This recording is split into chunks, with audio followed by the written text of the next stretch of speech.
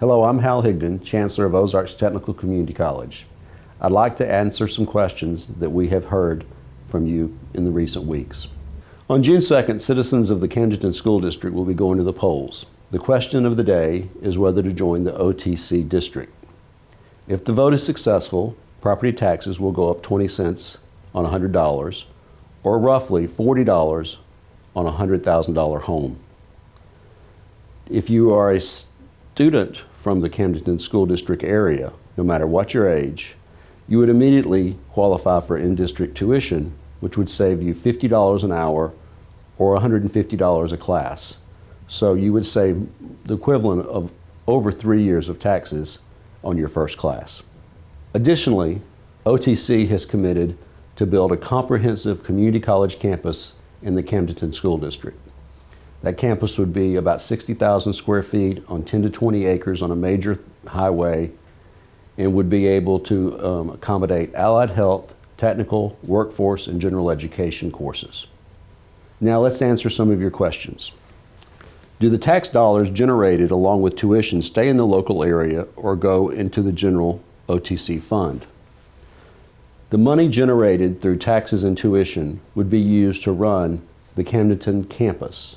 Those dollars would be used to build the building, pay the bonds, buy the property, pay the administration, which would include counselors, advisors, full-time faculty, staff, admissions, financial aid, security, because this is a comprehensive campus, unlike centers that are located around the state.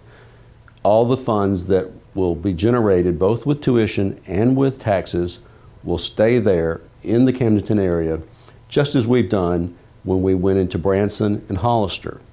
Our commitment as a college is to serve our taxing district thoroughly, and it is never our intention to siphon your dollars off to run the home campuses. It's important for your campus to be fully funded, fully staffed, and serving you in every way possible, and that can only be done by keeping the dollars at home there in the Camdenton area. Why do we need OTC when we already have 3 institutions at the lake with no tax? You do have 3 institutions doing some service at the lake. Obviously, there is a community college center located in a strip mall in Osage Beach, but it is not a comprehensive campus. Columbia College does a great job, and they're a great partner for OTC, but they do not offer the full service of a community college, and we would be excited to work with Columbia College. Our partner MSU has a small location located there in Camdenton.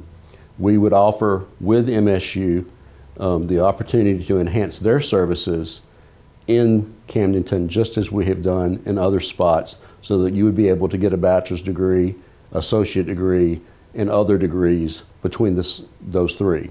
But there is really no comparison between a community college center and a community college comprehensive campus. It's really apples and oranges.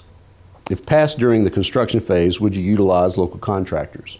It's always our goal to use local contractors, but we do have to follow state bid law. So the bidding of the property work, the construction of the building, etc., will be bid, but I'm sure there will be very fine local contractors who will have the opportunity to bid. And then additionally, as the campus grows, you're going to have local people go to work for the college. You're going to have consumables used by the college. You'll have a payroll there that will stay in Camdenton that will allow for you benefits for many years to come. How can you realistically attract 800 students? Do you need 800 students to sustain a campus? We use the 800 number as what we see as the potential capacity of the facility in which we're planning to build. We have never said that you need 800 students to sustain the campus. We do a very sophisticated look at the demographics of the surrounding area of any place that we're talking to. We feel like there is the potential for eventually achieving 800 students at this campus. Do we need 800 students to be successful? No. We have the local tax, which will help underwrite the campus, plus the tuition of students that come in. Some people incorrectly think that the only students you get are the 18-year-olds who graduate from surrounding high schools. You do get them. They come and stay 2 years, some longer, but you also get the 28-year-old who just lost his job, the 38-year-old who is now an empty nester and wants to come back and get a degree in nursing, or the 48-year-old who may be tired of their current job and want to come and become a welder or a marine mechanic. So the 800 number is the potential for the size, but it is no way needed to run the campus successfully. Although we think the campus will go quickly, particularly now that we have the high unemployment and the recession we have found with the COVID-19. Do you have property selected for the site? We do not, and we would not propose to look at property until there's either a successful vote or not. If there is a successful vote, then we would begin looking at property probably the next day. We'd be looking for 10 to 20 acres located on a major highway in the Camdenton School District. Can you raise tuition at any time? Any college or university theoretically can raise tuition at any time. But just like private business, tuition is very, very important to your students, and you cannot raise tuition indiscriminately without repercussions to enrollment. So we work very hard not to raise tuition any more than we have to. Another question could be, can you raise taxes at any time? We're in Southwest Missouri. Taxes are not a popular subject. OTC has the lowest tax rate of any community college in the state of Missouri, half of our surrounding neighbors. At 20 cents on $100, we're the lowest in the state. 10 cents of that is permanent, and 10 cents is sunsetted, which means you periodically get a chance to vote on how we're doing and see if we still deserve that other 10 cents. The college is 30 years old, and we have raised taxes twice in 30 years. Once by a nickel in 1998 that was then renewed, and then once in 2018. I can tell you, you don't put tax measures on the ballot unless there is a real need and there is widespread community support. That community support would run from the Arkansas line all the way through Lake of the Ozarks. So raising taxes is something that's done very seldomly, and frankly is not something we're looking at anytime in the near future. Why does Camdenton have to vote itself into the OTC District before you'll build at the lake? There's several reasons, first of which is that Camdenton currently sits in a voluntary service area of another community college. So we could not come into that area without the permission of that college, which they would not give.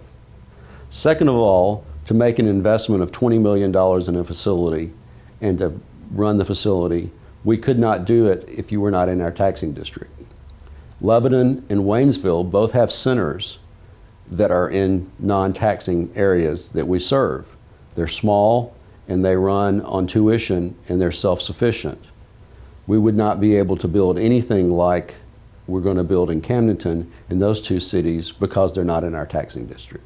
Do the tax dollars generated go to the Camdenton R-3 school district? No, they do not. The tax dollars come directly to OTC, but we would be committed to work with the school district, particularly with their outstanding technical center, and we would work to complement what they do already to provide additional courses and support for them. So all the money would come to OTC to be spent back at the Lake of the Ozarks campus. Who develops the classes that will be offered? The classes are going to be developed based on what the community tells us they need. The first thing we will do is develop a community advisory committee to start telling us what the needs are for the lake. Every one of our 40+ technical and allied health programs has an advisory committee made up of experts and employers in that field. We would do the same thing at the lake. We would look to the hospital to tell us what careers they need. We would look to your local automobile dealers. We would look to your local marine dealers. We'll look to your construction people. We'll look to the hospitality industry, the entertainment industry, food service industry. They will help us develop. Now we'll also have full service gen ed, which are your obviously first 2 years of a transfer, so that's fairly simple. But the workforce, healthcare, and technical programs will be largely determined by the employers in the area. Why don't you develop the OTC campus in Lebanon? Let me repeat, there is no OTC campus in Lebanon, and there will not be an OTC campus in Lebanon because Lebanon is not in the taxing district. Only members of the taxing district are entitled to a full-service comprehensive campus. We have a nice center in Lebanon that is very fortunate that a philanthropist donated that center, or we wouldn't have that center. So Lebanon has been fortunate over time to have a philanthropic community that has supported them to put some classes there, but that center will not grow unless Lebanon were to come into the OTC taxing district. What was OTC's response to the pandemic? Like every organization, OTC has had to adjust. We were very fortunate in that many years ago we made a decision to make every class have an online presence so that when this eventuality came, and we can remember in past scares when we thought we might have a pandemic, we could move quickly to online. We did so. March 13th, we closed the college. We had a 2-week spring break, and then followed by that, we came back to 100% online. Since that time, our courses that are technical and allied health have been manned in a very careful, safety way to bring students in, socially distancing, to finish those courses such as welding, automotive, auto body, diesel mechanic, allied health, technical programs, allied health programs. They've all been finished up and hands-on as they can, but we've been very successful. We had a calling campaign where we called and checked on our students every couple of weeks, which they've appreciated. And we think that's paid off. We've had high retention this semester, and we're now looking at a 20% increase in enrollment this summer, which we think is a partial reason is that we worked really hard to make sure our students were successful in the spring. We care about them, we checked on them, and we've supported them. Can people older than 60 attend classes at a reduced cost? Yes, they can. The VIP program, very popular program, if you're over 60 and you live in the taxing district, then you can take a class at OTC without paying tuition. This is a great benefit, but it's only available to those in the taxing district. So if you're watching this from outside the taxing district or outside the Camdenton School District, you wouldn't be able to. So if you're from Waynesville or you're from Lebanon, you would not be able to take the VIP course for free. But if you are successful on June the 2nd, then immediately those courses will become available. Only being a couple years away from 60, I'm looking forward to some of them myself. What does COVID-19 mean for the vote at the lake? I was discussing that question on a Zoom call this morning with a group of people from the lake. And I said, it was important when the Camdenton R-3 school district put this on the ballot back in the fall. It was important in January. The lake needs a community college that is comprehensive, that offers technical, allied health, workforce, general education, so that you can strengthen your current businesses and diversify your economy. But if it was important then, it's vital now. As we are watching record unemployment, as we are watching businesses close, as we are watching what's happening at the lake with the summer coming and the uncertainties associated with tourism, it's important for you to be able to diversify your economy, to combat high unemployment that is coming in a lot of our areas, and to make sure that your current businesses have the workers they need, businesses you're trying to recruit have the workers they want, and then we also want to keep your people from leaving home. Someone recently told me that out-migration is one of the major problems at the lake. Just this morning I heard that the number of people who come in and go and come in and go is a difficult problem for growth at the lake. We want to be a part of that solution by making sure they don't have to leave the lake to have a meaningful career. Thank you for listening today. If you have additional questions, you can visit otc.edu/June 2020. We encourage your questions. While we can't advocate for a vote on June the 2nd, we can inform. We're always happy to answer questions, and we're very hopeful that we'll have a long association with the lake. Thank you.